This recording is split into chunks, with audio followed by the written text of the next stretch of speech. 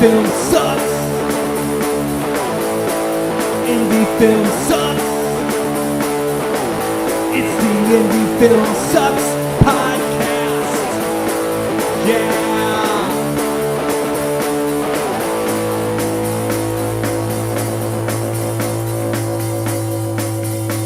Coming at you from the mean streets of St. Louis, from a basement on South Broadway, the Indie Film Sucks podcast.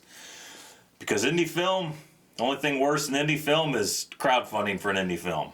Yeah, that's very true. So, Yes. what Chris Mackey would ask, what my suck is, right? If Chris Mackey were he here, would ask what your suck. But first, let me introduce, once again, back at the round table here, Trevor Edward Juenger. Thank you for having me. Thanks for coming back. All right, is the suck time? Is it the suck time? It is the suck time. It's crowdfunding. It's just crowdfunding in general. It's really hard. It's really, really tough. It's like being homeless, I think, where you're like a beggar on the streets asking people for money. Like, so much of what you do is not just like, oh, let's put this thing out on Facebook and then people just give you money. You like have to ask people individually, and it's like people that probably actually owe you money. Like, you've done tons of favors for them and stuff, and you're asking for like $5, right? Like, that's virtually nothing. And then they're like, "No, I don't have that. I'm sorry." Yeah, that's always the trick every filmmaker tries to spin is, if 100 people just gave $20, we'd have, whatever, I can't do math. We'd have $20,000. Yeah, I mean, that was in my thing, right? But that never happens. 100 hundreds, I think it is. Or I thought, 100 hundreds would get us to our goal. Yeah, but that never happens. You're lucky to get 8 people to give you $5. Yeah, I thought $5 was like virtually nothing, but someone reminded me like, oh yeah, well, $5 is a lot to some people, and then I like kind of remembered like I'm not that far removed. Like 15 years ago, I was eating like a potato for dinner. Like that was it, just a fucking potato, and you cut it up and put it in the oven. That's what you eat. I had a potato for dinner tonight. Or it's also with the pork steak. Okay, there you go. You had a little bit of meat with that potato, Yes. But yeah, we would just get like a fucking bag of potatoes, and that was what would sustain us because we were so poor and stuff. And like, yeah, those people, that's very true. And like, if I asked those people for $5 and they said they couldn't, then it's all good. And even if you said like, sorry, I can't, and like there's nothing with it, fine, that's all good and stuff. But one person that I asked that probably should have paid me for some stuff, like, was like, no, I don't have $5. I'm in a real bad way and stuff. And I was like, all right, that's cool. And then I saw him like posting, like he's out doing stuff at the movies and stuff. Of course. That's Starbucks. And... Yeah. And then it's like, it's hard not to feel a little bit better about that. It is what it is, and nobody owes anything to us and stuff. And there are certainly better things that people can spend their money on.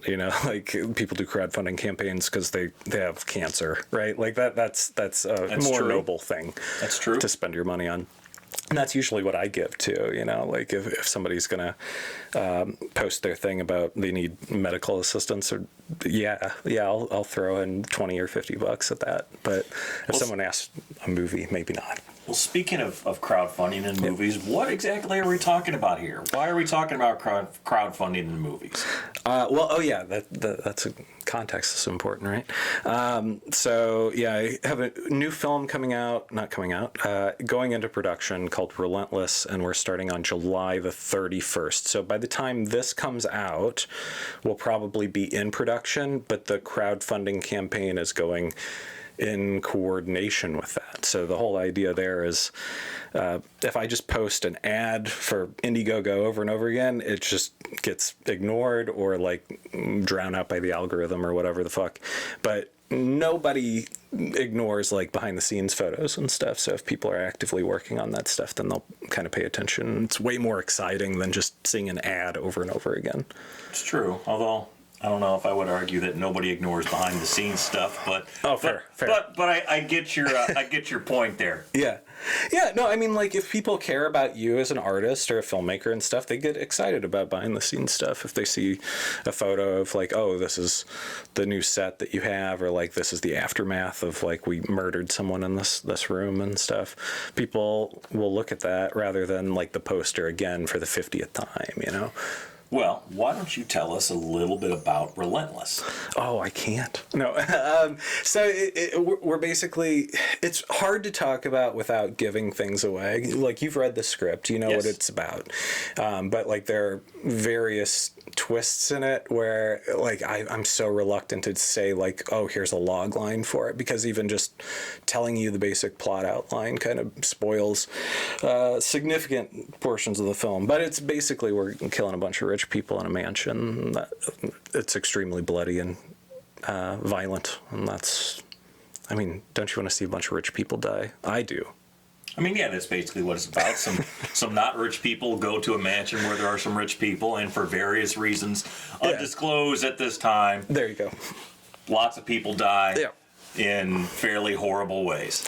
Yeah. And they're fairly horrible people, so you don't really feel necessarily that bad. Yeah, you should feel pretty good about it. I think there are a few moments where you'll be like, yay, watching this person be like eviscerated or decapitated or what else, stabbed to death or choked out, or I think, we have 13 deaths in this, 12 or 13. Well, 13 is a lucky number. Yeah. Okay, so this is what? Is this your third feature? Second, third? It would technically be my fourth, but we don't count one of them because it was pretty bad. So I remember you saying. So what was your motivation, inspiration, idea behind this particular production? It's been on my mind for a long time, just kind of the basic plot of it. I think that I've had so many failures in a certain way that filmmakers often, like yourself included, talk about how to like structure your script around what's feasible. Yes. Right? That you go, okay, these are the resources that I actually have. Now, how can I build a plot around these things? And that's something that I always kind of subscribed to. But then I thought, like, let's write a script that, let's not worry about that for the script. Let's actually just write what you want to write and see if you can build those resources over time. And that's kind of what we've done. And really the biggest thing was like finding a mansion to let us film there, and also incredibly expensive. It's not cheap. I would imagine not. Yeah. And So you have only to a few carry days. hefty insurance for that. Yeah, insurance is really cheap now. I mean, that is one thing a lot of filmmakers probably don't know, is it's really not that cost prohibitive to have film insurance, production insurance. Yeah. I found this like online company. I think it's called like Next or something. I had never heard of them before, and it was like, I think it's like $50 a month. $50. That's See, it. I've only gone production to production. I've never carried it. But you can for- just cancel it when you're done. Yeah, see, I've never done that. I've just gone, we're shooting from X date to X date, Yep. and we need location insurance. Basically, that's what we've had is location insurance and not much beyond that. Yeah. So it's basically just like basic, what's that called? Liability insurance, Yeah. right? And that's what this is, and you can add things to it if you need it. But I was talking to another filmmaker, and she said that like she spent, I think, $500 on it, and that's what I was kind of expecting. And then it wasn't. It was cheaper if you do this like month to month thing. It's basically the same thing that like photographers carry and stuff, just like constantly. And then she also talked to me about, she tried to make a claim on it, and I've never tried to make a claim on insurance before. Have you? No. Oh, apparently it doesn't go so well. Yeah, I mean, it's in my experience, it's mostly to protect you from something terrible happening at a location. So Yeah, you burn down a you burn down a house, or you destroy someone's car, or whatever terrible thing you do. It saves you, the broke ass filmmaker, from having to pay out $50,000 or whatever. Yeah, so she lost a day, like because like a car broke down, like a picture car, and they were going to film in that car all day long, right? Mm. So she had to pay out everybody who was working that day and stuff. Wait until the car got fixed and then do it. And she thought like insurance should cover the costs of production. And they said you need to sue the person that had the car because they were the issue there. And I have a feeling that most insurance companies would say the same thing about almost anything. Did she try to sue the person who had the car? No, she did not. That's probably wise. Yeah. I mean, what do you do? Like, you don't want to screw somebody over like that. No, and then things happen. I mean, we've all been there. I made a World War II movie, right? Like a legitimate World War II movie on an incredible shoestring budget, but we had all of these period World War II vehicles. And I don't mean we had like 2 Jeeps. We had like multiple Jeeps and a tank and multiple half-tracks and multiple trucks and German vehicles and blah, blah, blah. And the point is that some of that shit just would break down. And sometimes we can't shoot with X vehicle on set today because they couldn't get it to run and get it to the set, which was a huge drag. And it happened. I don't know how we survived all that, but I understand. You didn't sue them. No, I didn't sue anybody because the only thing they really got paid was fuel costs. Yeah. Which could still be a fair amount of money. I mean, not talking tens of thousands of dollars, but a guy hauling out his half track, he's gonna make a few $100. Yeah. Which for a micro budget production, a few $100 is like, okay, well that we have to rob Peter to pay Paul, so that means no Carl Buddig meats for lunch today. Yeah, that's we got in an argument about that on Facebook about Buddig ham because you trashed Buddig ham, but I trashed the Carl Buddig brand in general. Okay, some Buddig meats aren't good. The corned beef, it's terrible. Well, corned beef is generally bad in any form. But the Buddig ham is delicious. I mean, I have eaten my fair share of Carl Buddig meats. Both as a young man and working on film shoots, and it was my point of contention that if you show up to a film shoot and the only thing they offer you is a cooler full of Carl Buddig meats, it could be worse. You should probably hit the road. It could be worse. Because you're not going to get paid anything other than meal, reel, and IMDb credit. Hey, if it's Buddig ham, it's better than something else. Anything else, honestly. Better than Schnucks brand bologna. Yeah. Oh man, bologna's terrible. It's the worst. All right. So, as we digress. Yeah. All right. So, what made you decide to go do a crowdfund? Oh, because I ran out of money. That's how. So I mean, I raised a bunch of money on my own, I guess. I had a few people help with that, and then I had some money come back from Man in Room 6. It's crazy to say, not anything that would cover the original budget for it and stuff, but money did come in. So I just saved that up, and I was like, okay, we'll do another movie with it. And I got to a certain point where I had a threshold in mind, and that was at least $25,000, right? Because I wanted to shoot this movie for $50,000, and then once I reach that $25,000, then we'll go into go mode, right? And we'll keep raising money, but we'll also start to put things in place, like a location. So that was the very first thing I did was book the mansion, and that was about a year and a half out from production, I think, and then everything is built around that, right? You've already invested that much money, you have to make the movie at this point. I think we eclipsed $50,000, and it was just oh my god, there's so much more stuff, and it just keeps costing so much, and maybe it's inflation, or maybe I just did bad math initially on how to get this thing done. It's real easy to spend money real fast on a micro budget film. It is on any budget film, but with a micro budget movie, micro budget indie film, the margins are so tight. I mean, there's many times on a film I've worked on where we're just pouring over the budget. If we pull $500 out of this department, we can keep this other department afloat, and then figure out what we can do about that later. Or this other department, we won't worry about any money there until we're almost done with the film. You're just balancing all of these pennies in the air, and it's a drag. It really is.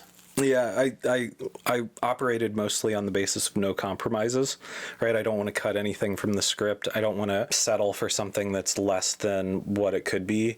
And, knowing pretty precisely what we were going to do in advance helped out a lot. What Ben Franklin said, penny saved is a penny earned. You know that thing? Yes. Right? Well, it's more 2 pennies saved is 1 penny earned, right? Like, because like all that money you save and stuff, like having real actual dollars means more than saving money. Like I learned that on this, that like you need to bust your ass and save $2 for every buck that you're actually raising in your hand. But we did a lot of that with this. Like we bought things for dirt cheap and then like cleaned them up and stuff to make them as good as possible. And like things are like broken, non-operational, but they look nice, and that serves our purpose. So we did a lot of Facebook Marketplace searching. So you're talking about production design? Yeah. Oh yeah, that's kind of what I'm like. My brain is at right now because we're building the set and stuff. But yeah, for sure. Production design. Okay. Everywhere, all over the place. A fucking mansion, man. You have to fill out a mansion? Are you fucking insane? So is this... I'm insane. I'm sorry. Is this insane. Well, maybe I am. So is this place essentially an empty building? No. So it's this place in Morris, Illinois. So that's about an hour outside of Chicago. And it's all like, it's a place that's used for like music videos and stuff, but it's also like this vacation rental place. So I reached out to them and asked them if they'd be cool with us doing it. And I was like, hey, what about like cutting us a deal? Because we're an indie film and stuff. And they were like, yeah. And then we got to the paying part, and then they were like, no. So it ended up being the same price as any other time, but like we wanted it in the summer and like prime dates and stuff, which was, they were like, oh, if you had picked any other time, then we could have done it, but I couldn't do it at that point. But no, it's a nice mansion with like furniture and all sorts of nice stuff, but it's also that vacation place. So like there's no paintings on the walls, there's no stuff in the cabinets, there's no anything like that. And so it doesn't look lived in. Yeah. So you have to kind of fill it out. But really we have like things that need to match it. So we have a kitchen in St. Louis, and it needs to look like that mansion's kitchen. And then we have 3 sets that have to look like a mansion too. How's that working? You're building those sets. Yeah. So yeah, that's the thing that people don't think about that much, right? Because like we don't have carpenters and stuff. I'm just out there fucking like cutting up wood and nailing it together and stuff. Like I still have this on my finger, but I like blasted a nail through my fingernail with a nail gun. I'm not a carpenter, but I try. But yeah, no, like Southwestern Illinois College that I work at, they were really cool to like let me use their studio space and kind of build this thing slowly. But we have a bathroom set that's pretty much done right now. Like I just put the toilet in there, and we have to put a sink and the shower doors in, and then we're like, oh, okay, now we have this one done. But then we have, I asked you about it too. We had to get like a warehouse or something, some kind of large space for like a living room set. And I found a place in Pontoon Beach. They're like storage containers, but they put together like several storage units into like one big space, and then you can rent that. And then I was like, hey, can I shoot a movie in here? And then they were like, okay. And then I was like, hey, can I paint the walls, turn it into a set? And they were like, okay. So there we are. And then the last one's just a room in our house. It's supposed to be a little girl's room, and it was easy to kind of just paint it pink and do all that stuff. Well, I mean, the pictures I've seen look pretty legit. So. Oh, that's good. And, you know, here's something. I'm glad you're doing all this production design work because, and again, maybe this is a local thing, but it seems like most of the people I know, no, I can't say most, it seems like a lot of the people I know, a lot of the filmmakers, they only really focus on and care about the camera and the lenses and all of that. And I've always been a very big proponent of production design. Yeah. Because in my mind, it's like, what would Star Wars be, the original Star Wars, without the production design? What would Alien be without the production design? It wouldn't work. Yeah. So it doesn't matter how great your camera is if it's not showing us a believable world. Yeah, I completely agree. And like for this in particular, a bunch of rich people, like, would you buy it if it's in like even an upscale middle class place, no, right? Like it would totally throw you out. You'd be done the first time you saw anything, right? Like as soon as they walk into the house, you'd be like, this is some bullshit, right? Yeah. So it has to be that. And then there was this other thing that I kind of learned, like we did a set for Man in Room 6, like we did that over at Webster, and we built like a whole house, right? And my thought process was, oh, at the end of this, I can sell these flats and stuff, and I can recoup some money. And then that shit didn't happen, right? Like, of course not. Of course not. I sold the fucking wood off and stuff. But that experience, I was bitter about it, and I was like, man, like if I had it over, like I had a whole fucking set, I could have destroyed this place, right? Like we could have smashed out the windows, we could have done a bunch of cool shit. And why didn't we do that? I wish we had done that. And then I was like, oh, I can build like a bathroom set and we can fucking destroy the thing. We can smash people through the windows and we can drown people in the toilet. We can do all this shit.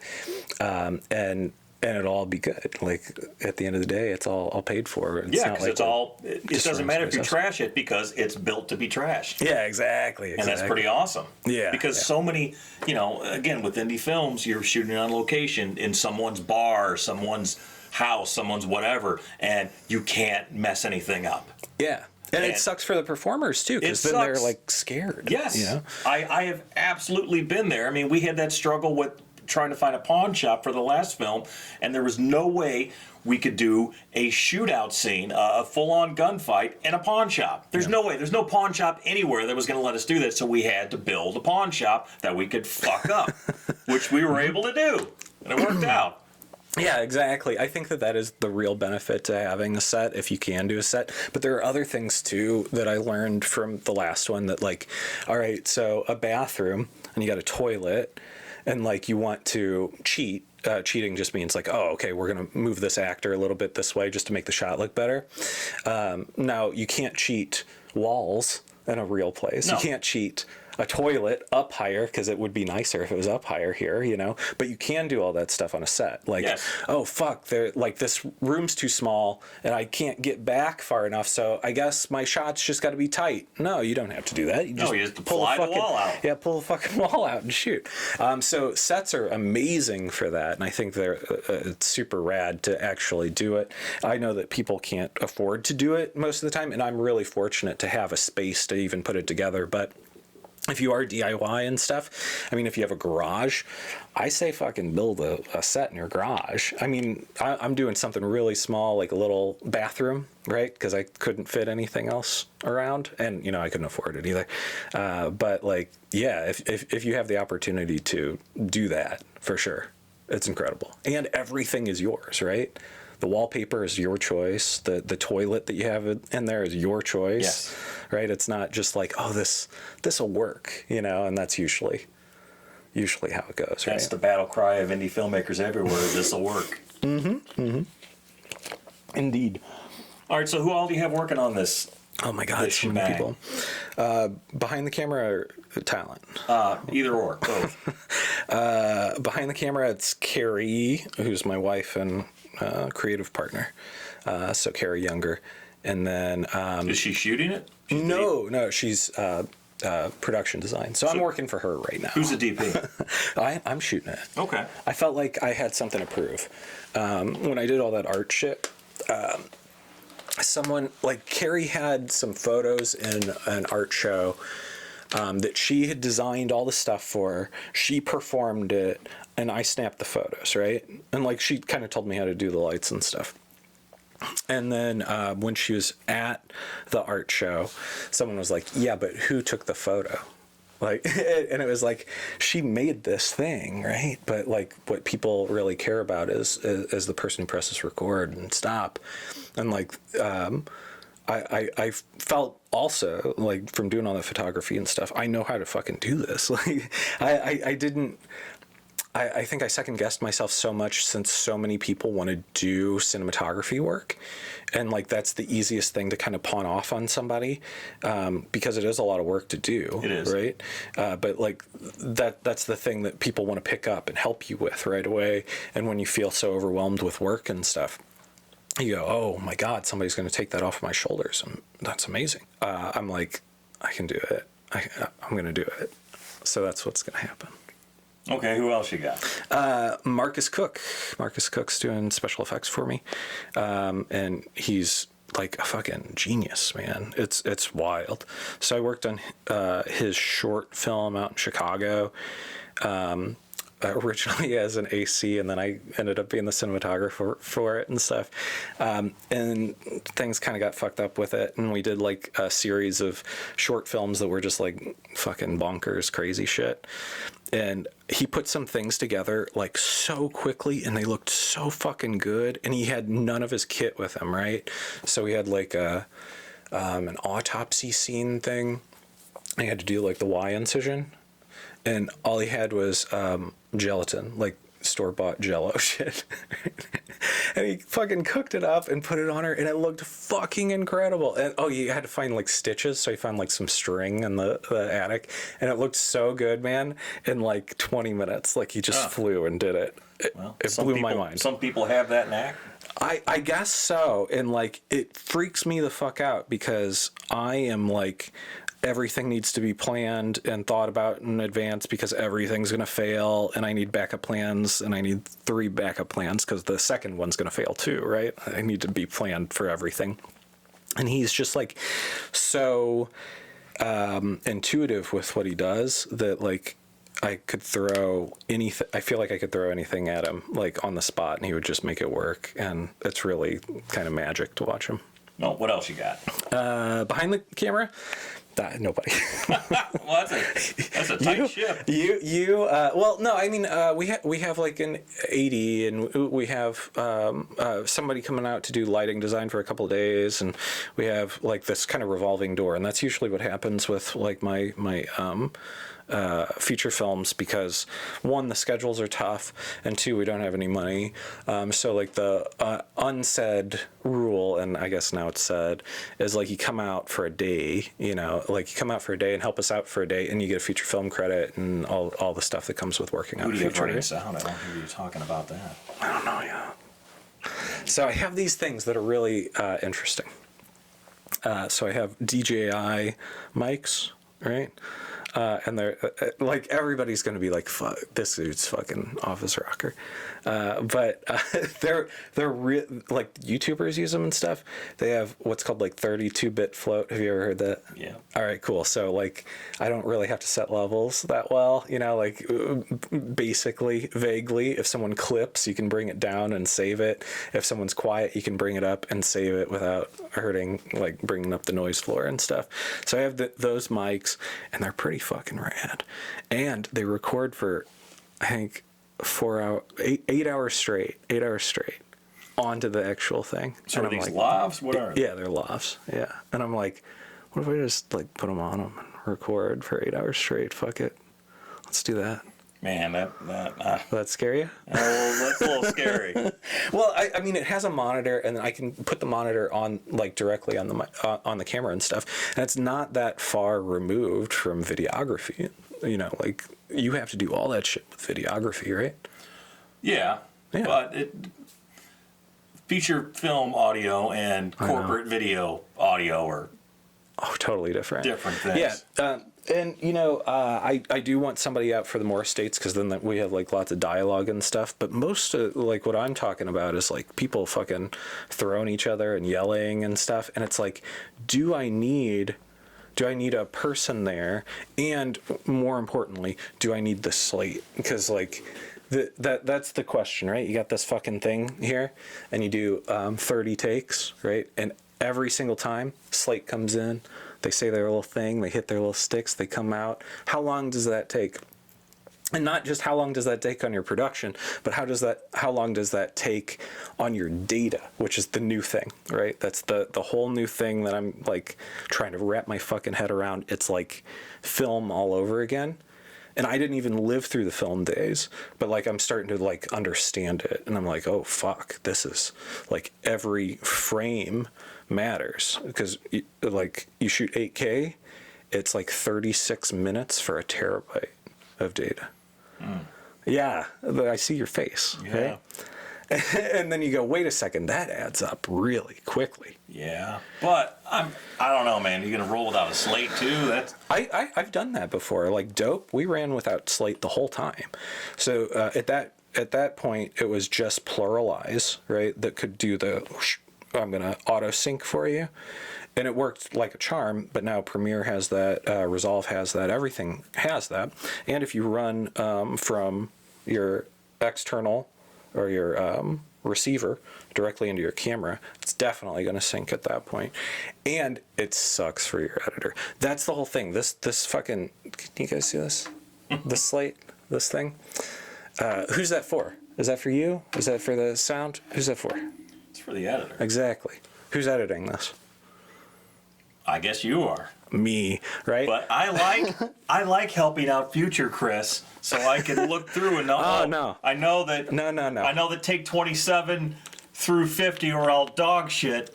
1 through So you have a 25. scripty too, right? I ideally yes. No, I don't.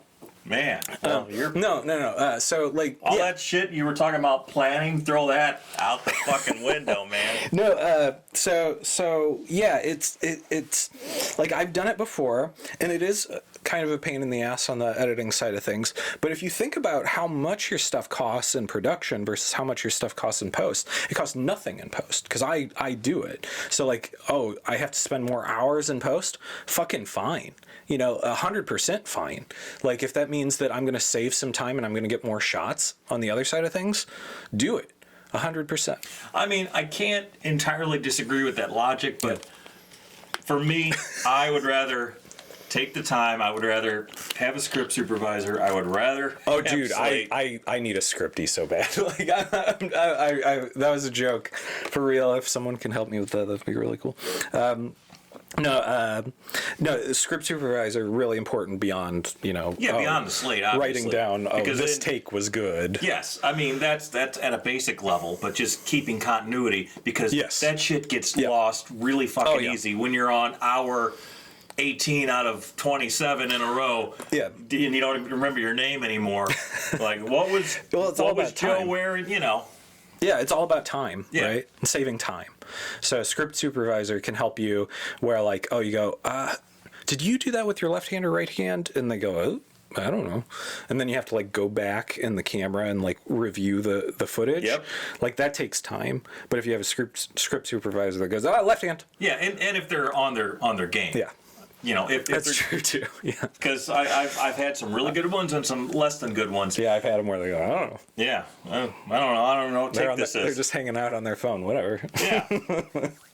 What are you getting paid for? That happens for sure. Okay, so how many days of shooting are you talking? So it's kind of like two legs. So the script is there's a cold open. And then there's the bulk of the body of the script, and we're doing the big bulk of the script with this one, and it's July 31st through August 16th, but we have 3 or 4 off days in there, right? So we take basically weekends off. Okay, so 17 days minus a handful. Yeah, like I think we have 14 shooting days. Okay, well that's not terrible, but that's not the entire production, is it? Yeah, no, we'll have 2 more days, and that should be in October. Oh, wow. Okay, yeah, because the last thing we did, Red Night, was 16 days, broken up into 3 segments, and that felt insanely fast. Yeah. So, sounds like you're doing the same thing. Yeah, and I think that there's some things that are helpful. Like we have, how I'm trying to break down the script or break down the schedule is no company moves. Like that's a killer. Yeah. It's all about time, right? That's all about time management. But like company moves are like the fucking worst thing in the world to do. If you don't know what a company move is, that means we shoot in this area. You bring out all your equipment, you set it up, shoot in this area, pack it all up, go to the next place. Put it back down, shoot, pack it all up again, and leave. Like even saying it takes time. Yeah, that even saying it takes time. Yeah. That's probably one of the biggest time killers. Oh yeah. On any film shoot is the old company move. Yep. And we've had productions where we've done like 3 or 4 in a day. Oh God. And Brutal. That's Brutal. young and stupid. I would Yes. never do that again. Yeah, Now, you think you can, you think you can when you're first starting out and stuff. And like especially with no budget, like people are really busting their asses to do that for you. And then somebody inevitably gets lost on the way to the next location that's absolutely essential and stuff too. So yeah, that stuff is an absolute killer. So no company moves. That's my schedule. That makes a huge difference. I think it does. So the bulk of your shooting takes place in this mansion, in one location? Yeah, so, it's supposed to all take place in a mansion.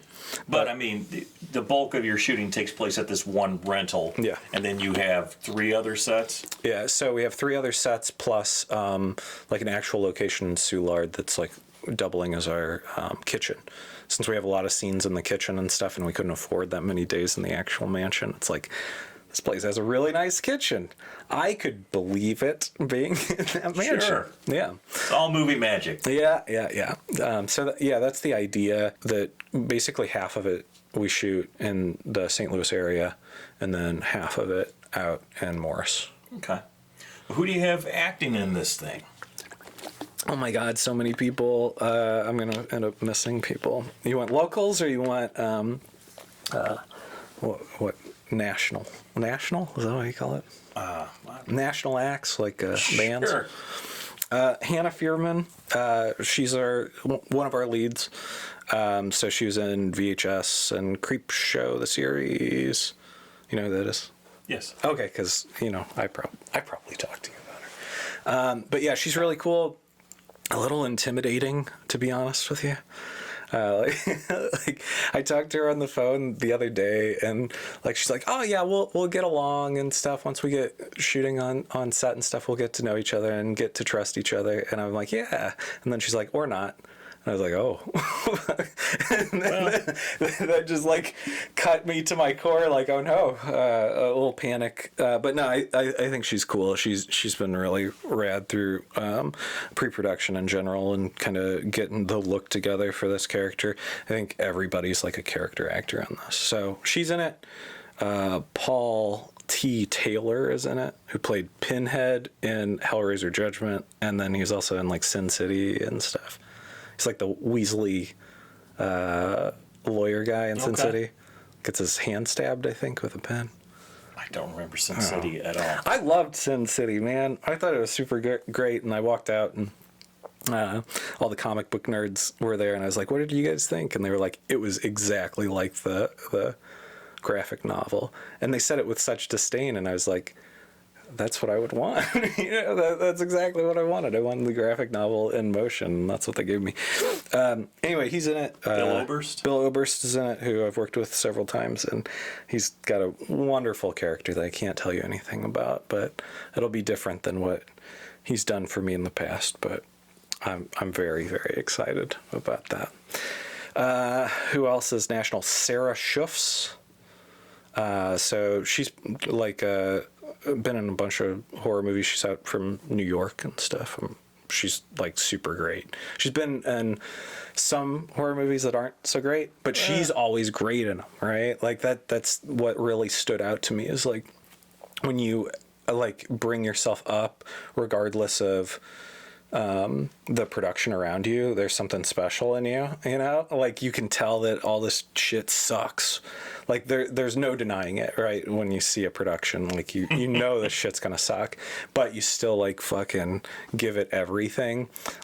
There's something absolutely admirable about that. And even if shit's hitting the fan, I know that she's gonna bring it, and that's gonna lift everybody else up, right? Because they all want to match her.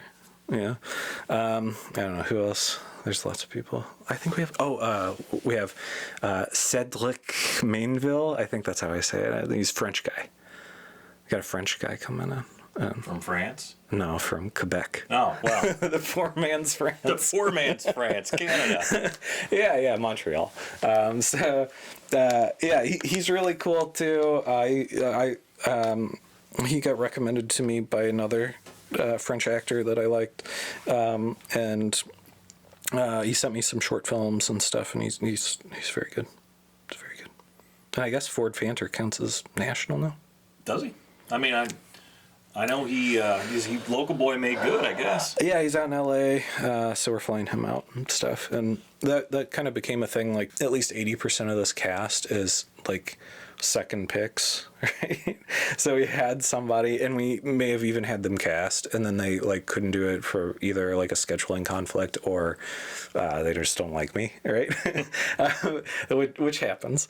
But then like we reached out to people, and that sort of happened with Ford's character, and we're like, okay, if we're going to hire somebody from out of town and stuff, because we basically had to at that point, like, why not just bring Ford from out of town? We know we like him. We know he would work for the role, and definitely get along with all of us and stuff. So, which is important. That's a very, very important consideration. Well, fuck yeah, attitude is everything. Considering you're going to be in close quarters for an extended period of time, doing some extremely strenuous activity.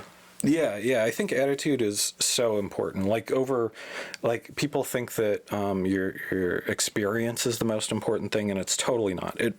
It matters, right? Experience absolutely matters, but attitude is so much more. Like, there are plenty of people that are really good at this stuff with a fucking terrible attitude, and I would never fucking work with them. Yes. Because it's just toxic and it bleeds through everybody.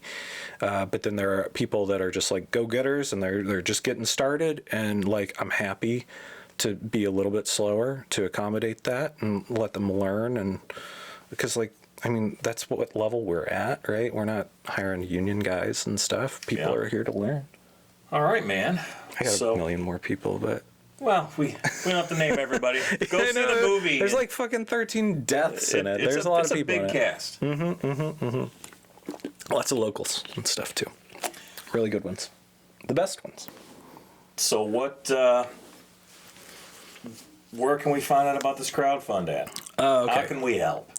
Oh yes. Let's shill. Money. Let's shill right now. Yes. No.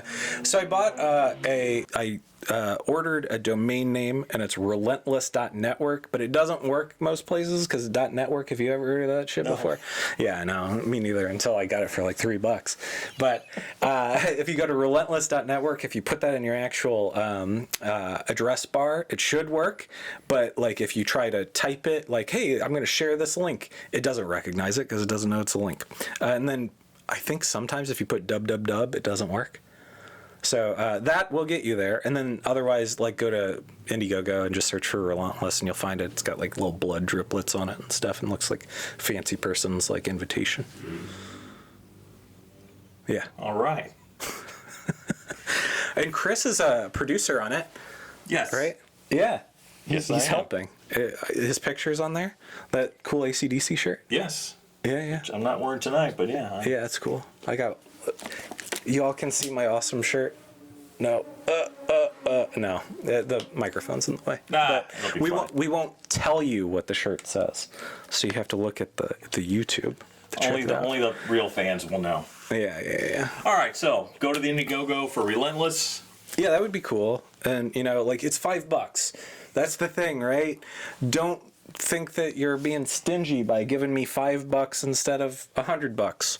And also, if you think like, I'm going to be a hero and come in at the last minute. Well, if I have like less than $1,000 in the last minute, you'll probably go, they're not going to make this thing, so I'm not going to submit it. So be the hero now and give me a few bucks now, and that will really help. That is the key. Yep. Nobody wants to be the hero in the middle of a campaign. They always want to be the hero at the beginning or end. Pretty much. The middle of a crowdfunding campaign is Death Valley. Yeah, I'm not looking forward to it. But it'll be happening right when this thing comes out. So you can make it not happen like that. $5. Just $5, please. Please. A mere pittance. Yeah. All right, well, we've talked about a lot tonight, I think. Yeah. Mostly what we normally talk about. Lows. Highs, lows, in-betweens. I never hear the in-betweens. It's always the highs and the lows.